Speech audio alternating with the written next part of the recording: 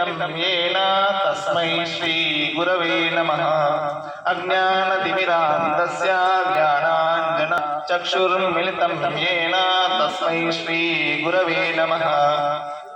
అజ్ఞానాన్ని తొలగించి జ్ఞానమనే వెలుగును ప్రసాదిస్తున్నటువంటి ఉపాధ్యాయులందరికీ నమస్కారం తెలియజేస్తూ ఈరోజు మన ఎన్కెపల్లి గ్రామంలోకి చేసినటువంటి గీత జ్ఞాన గురుభక్త మండలి వారికి స్వాగతం సుస్వాగతం. వీరు మన రాష్ట్రంలో భగవద్గీతను ప్రచారం చేస్తూ వైద్య సేవలు, కంటి శిబిరాలు, అన్నదాన కార్యక్రమాలు చేస్తూ వీరు అందరూ కూడా సేవా కార్యక్రమాలు చేస్తున్నారు. దానిలో భాగంగానే మన ఎన్కెపల్లి గ్రామానికి చేసినటువంటి గీతా జ్ఞాన గురుభక్త మండలి వారి అందరికీ స్వాగతం సుస్వాగతం. ఈ యొక్క కార్యక్రమానికి చేసినటువంటి పెద్దలు, ముఖ్యంగా మన పాఠశాల హెడ్ మాస్టర్ అయినటువంటి శ్రీ మన జ్యోతి పరమేశ్వర్ గారిని వేదికపైకి రావాల్సిందిగా కోరుతున్నాం. అదేవిధంగా గీతా జ్ఞాన గురుభక్త మండలి వ్యవస్థాపకులు శ్రీ శ్రీ శ్రీ రామ బ్రహ్మానంద స్వామి గారిని వేదికపైకి రావాల్సిందిగా కోరుతున్నాం. వీరు వృత్తిరీత్యా రిటైర్డ్ ఎస్ఐ గారు. అదేవిధంగా మన మండల విద్యాధికారి అయినటువంటి ఎంఈఓ అల్లాన్ సార్ గారిని కూడా వేదికపైకి రావాల్సిందిగా కోరుతున్నాం. అదేవిధంగా మన కాంప్లెక్స్ సెక్షన్ సార్ అయినటువంటి రవీంద్ర గౌడ్ సార్ గారిని కూడా వేదికపైకి రావాల్సిందిగా కోరుతున్నాం. అదేవిధంగా ఏఐపిసి చైర్మన్ చంద్రమ్మ గారిని కూడా వేదికపైకి రావాల్సిందిగా కోరుతున్నాం. అదేవిధంగా మహిళా సంఘం అధ్యక్షురాలైనటువంటి బాలలక్ష్మి మేడం గారు కూడా రావాల్సిందిగా కోరుతున్నాం. అదేవిధంగా గీతా జ్ఞాన గురుభక్త మండలి ఈ ఎన్కేపల్లి పాఠశాల వల్ల ఇంత ఘనంగా ఏర్పాటు చేసినటువంటి ఈ సమావేశానికి మండల ఎంఈఓ గారు మరియు శ్రీ గీతా జ్ఞాన గురుభక్త మండలి సద్గురు శ్రీ బ్రహ్మానంద స్వామి గారు మరి వాళ్ళ భక్త బృందము మరియు పాఠశాల ఏఐపిసి చైర్మన్, ముఖ్యంగా ఈ పాఠశాలలో పనిచేస్తున్నటువంటి ప్రధానోపాధ్యాయులు, ఉపాధ్యాయులు, గ్రామ పెద్దలకు అందరికీ కూడా నమస్సుమాంజలు తెలియజేస్తూ శ్రీ గీతా జ్ఞాన గురుభక్త మండలి వాళ్ళు ఇంత ఇంటీరియర్గా ఉన్నటువంటి ఎన్కేపల్లిని కూడా, ఎన్కేపల్లి ప్రాంతాన్ని ఎన్నుకున్నారంటే మన గ్రామస్తులు కూడా చాలా గ్రహించవలసినటువంటి అవసరం ఉంది.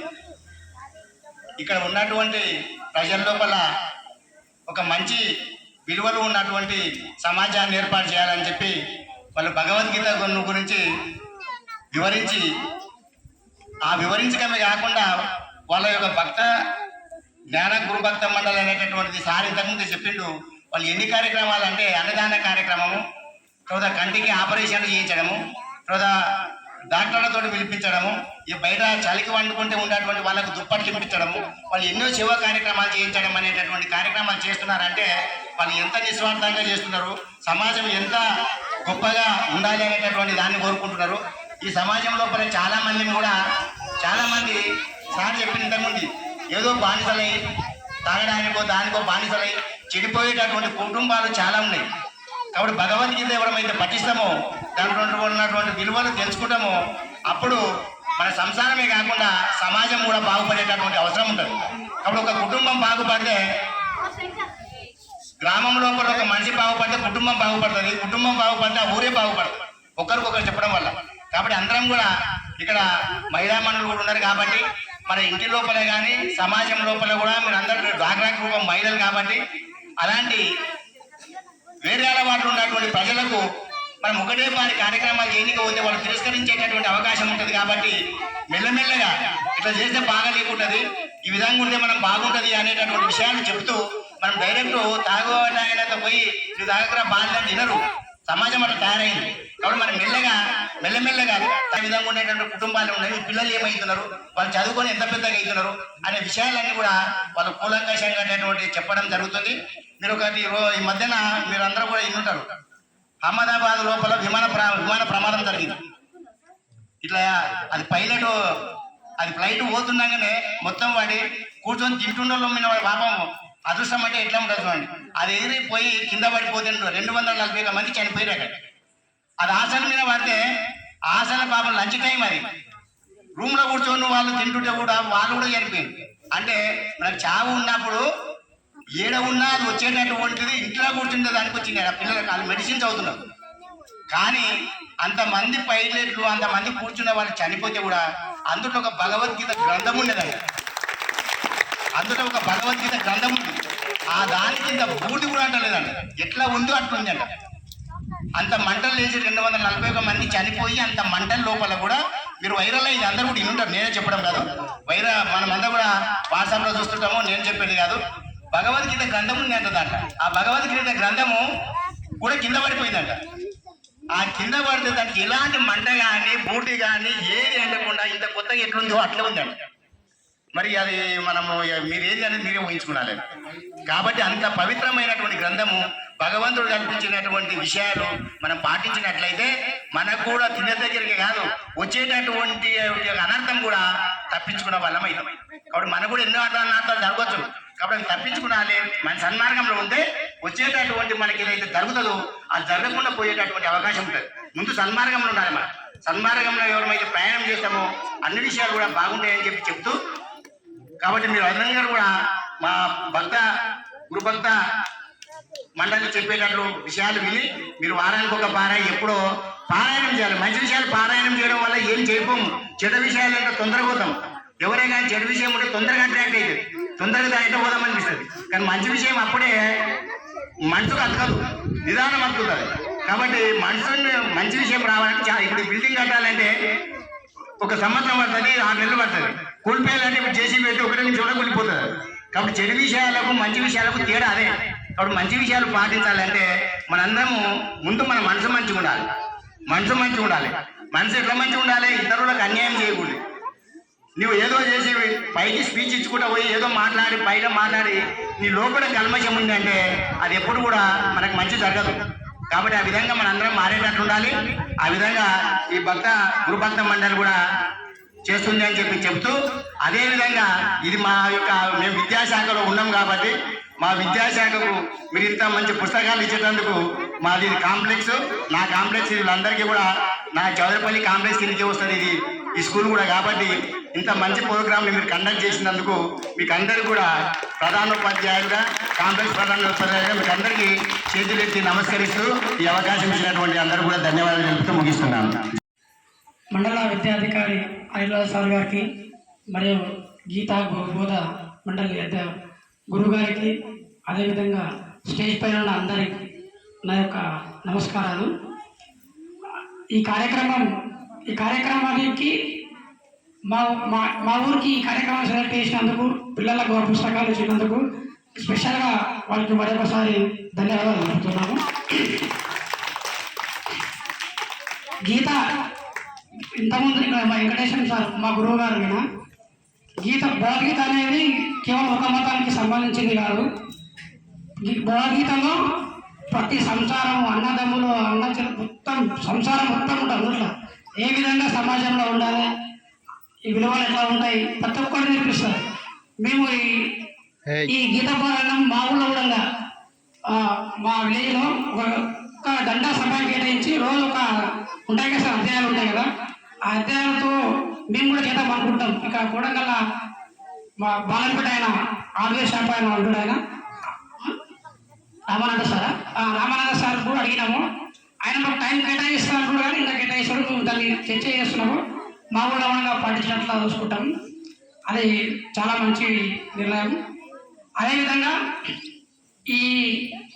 ఈరోజు అనిల్ సార్ గారిని స్పెషల్గా పిలిపిస్తాం. ఎందుకంటే ఈ స్టేజ్ పైనే మాట్లాడదు అనుగుణంగా.